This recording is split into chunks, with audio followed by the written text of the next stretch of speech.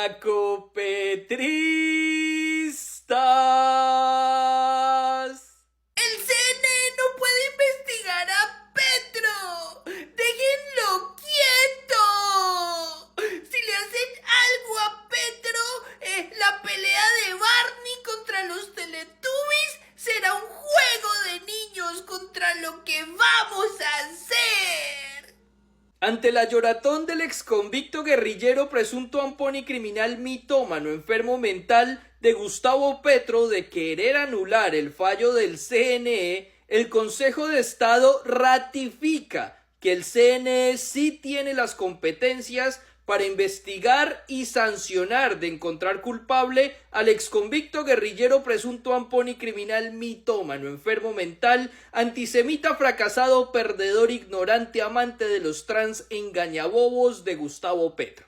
Y es que las pruebas de los delitos que pudo haber cometido el guerrillero Petro son totalmente contundentes e irrefutables, y no son una, ni dos, ni tres. El documento del CNE tiene 300 páginas que evidencian no solo la violación de topes electorales, sino también el ingreso de dineros del narcotráfico a la campaña presidencial del guerrillero Petro. En este video, Noticias Caracol se encarga de desmentir uno por uno las mentiras que el guerrillero Petro dijo en su alocación presidencial.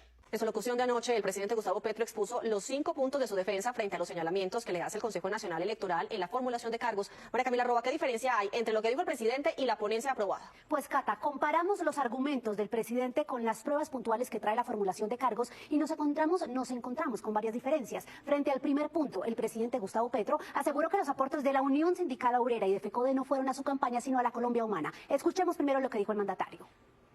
Los supuestos aportes de la USO y FECODE no fueron a mi campaña, sino al Partido Colombia Humana, tal cual lo hicieron aportantes y empresarios al Partido Centro Democrático en la campaña de Iván Duque del 2018, y la cual este mismo organismo, el CNE, absolvió el 28 de octubre del 2021. Entonces, el Consejo Nacional Electoral, de hecho, muestra un acta de la Unión Sindical Obrera en la que junio del 2022, en plena segunda vuelta, aprobó un pago para logística de transporte, combustible y alimentación en el marco de la campaña, de los cuales no se reportaron 379 millones de pesos, todo directamente a la campaña Petro Presidente. Lo mismo pasa con el aporte de 500 millones de FECODE. Muestran el acta del 3 de mayo del 2022, aprobada por el Comité Ejecutivo, que tuvo por objeto apoyo económico a la campaña del candidato Gustavo Petro a la presidencia. De hecho, el presidente Gustavo Petro muestra otro punto que tiene que ver con el pago de testigos electorales. Escuchemos al mandatario. Los supuestos pagos a testigos electorales no corresponden a gastos de campaña.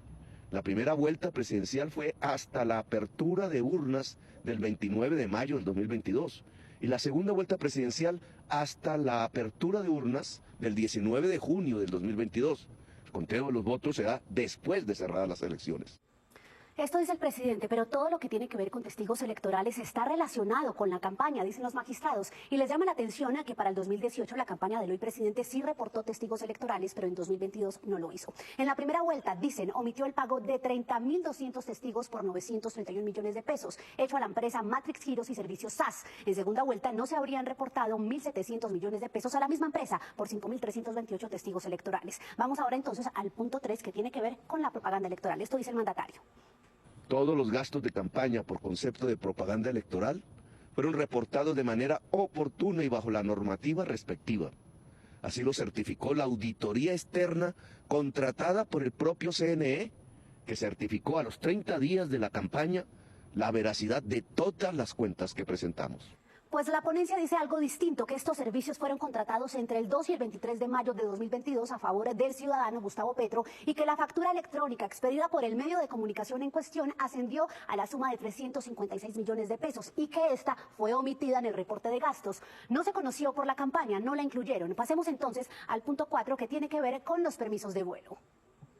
Los magistrados del CNE confunden y malinterpretan los permisos de vuelo, que no necesariamente fueron utilizados por la campaña, con los vuelos realizados efectivamente.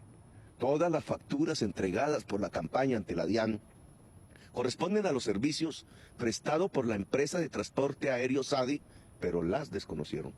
Sobre esto, la ponencia presenta entonces las facturas con la Sociedad Aérea de Ibagué SAS-SADI y dice que se habrían omitido dos pagos, uno por 1.200 millones de pesos en primera vuelta y otro por 962 millones de pesos en la segunda. Lo que dicen los magistrados es que hay horas de vuelo contratadas y después no salen en el reporte y piden claridad por lo que identifican como una posible manipulación de cifras con el fin de no vulnerar los topes de gastos establecidos. Y en el último punto entonces hablamos del evento en el Movistar Arena para la celebración ya de Petro como candidato electo. El evento de nuestro triunfo electoral realizado el 19 de junio en el Movistar, después de las elecciones, efectivamente tuvo unos gastos, solo que este evento ya no hacía parte del periodo de campaña, así lo establece la ley. Pues sobre este punto, el Consejo Nacional Electoral establece que claramente la celebración entra dentro de la campaña y que la misma campaña de Petro reportó el gasto solo que por un monto de 100 millones de pesos menor. Es decir, lo reportaron, era de 250 millones y reportaron 150 millones de pesos. Si usted desea revisar el documento de más de 300 páginas en la que se detalla la formulación de cargos contra el presidente, puede encontrarla en nuestra página web noticiascaracol.com. Ana Milea.